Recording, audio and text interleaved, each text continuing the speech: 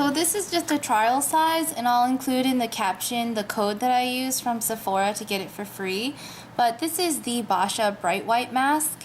And I was interested in this product, but I'm definitely glad I got the kind of trial version before going ahead and getting the full size. So it's pretty hard to see, but it's a peel-off mask for normal to dry skin types. It's a brightening peel-off mask that visibly evens skin tone, reduces hyperpigmentation, and brightens. Instantly moisturizes and plumps dull, dehydrated skin while helping reduce fine lines and wrinkles. And then these are the ingredients, main ingredients that it has. It's Boscia, so it's a really nice kind of all-natural brand. Preservative-free, dermatologist tested. So this is what it says to kind of use it. Okay. But the big thing is you're going to apply it to clean, dry skin. So go ahead and wash your face and then towel dry it really nice. And then put this on. And I actually just used this while I was filming the other video. So I had it on my face this whole time. But the consistency of the product is kind of different. So this is what it looks like. And it reminds me of whiteout. It's really white, obviously, and it's kind of this tacky, you know, like mask-like consistency.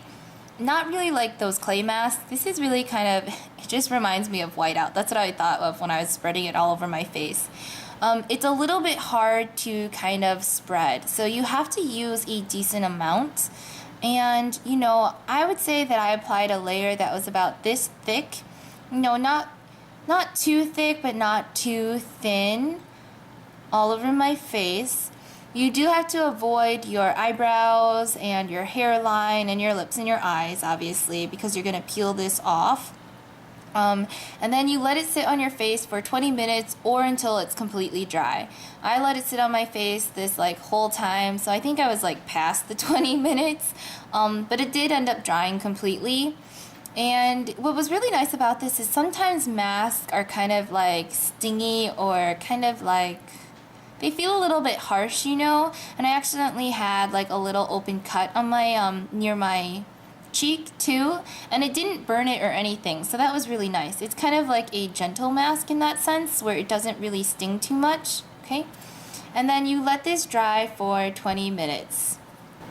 Okay, so now sometime later, I've let this dry, and this is what it looks like when you peel it off. Now this was a little bit disappointing because on the face especially, you have to use quite a bit of friction to kind of get it to start peeling somewhere. And you can't really lift it up too much, you know, to really peel it off in one piece. Now, of course, on my hand, it's going to prove me wrong. But do you see how it didn't peel off the whole thing? When you use it on your entire face, like I just did, it was kind of annoying. It wasn't like a really good peel off. I had to do a lot of this where I had to go back in like these smaller patches, kind of rub. And again, because you have to use a decent amount of friction, you kind of really have to kind of tug on your face a bit to kind of get an edge to peel it off. So on some parts when I had a lot of it left, I just ended up using warm water. So I was a little bit disappointed that it's not a very good peel off mask.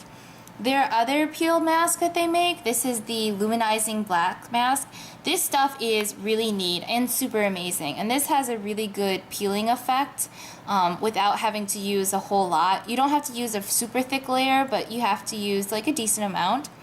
I feel like for the same amount of product that you have to use to get that like same layer effect, you don't get the same peeling effect. So either you would have to use a lot more product so that it's more of a solid sheet when it's kind of wasteful, or you just don't really get to peel it. It does wash off really easily, so with lukewarm water you can just, you know, wash this off your face.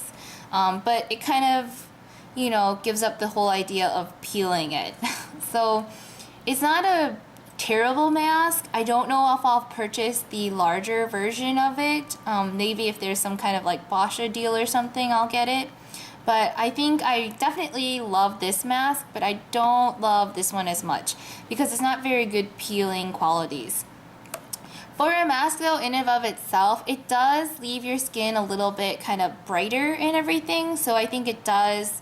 I think over time, if you incorporate it into your regimen, it would do some really great things for your skin, and it's a really great product line and everything. But I'm not so sure how much I'm going to invest in the larger version of it because I have other masks that I own and need to use up and stuff. But this is just a little product demonstration of how it works and everything. And it was really nice and gentle. It didn't leave my skin feeling red or stingy or anything like that. But it doesn't exactly leave it feeling moist and plump like it says, because it's kind of a mask, and it does kind of, when it dries, it does tighten up a little bit. It doesn't feel nearly as tight as some other masks or anything like that. It's actually pretty gentle. And it does leave your skin feeling like looking a little bit brighter overall. But it's kind of an annoying mask in that it doesn't really peel nicely.